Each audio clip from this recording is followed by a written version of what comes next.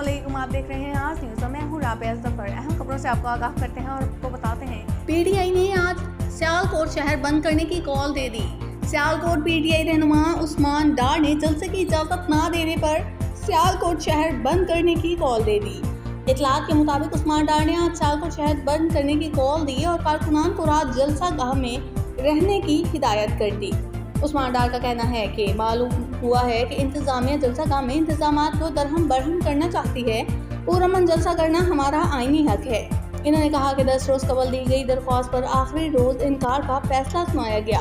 PTI रहनुमा ने कहा कि कारकुनान रियासती ताकत के इस्तेमाल के खिलाफ मुजाहमत के लिए तैयार रहें। रियासती मशीनरी का इस्तेमाल हुआ तो आज सियालकोट शहर बंद कर देंगे।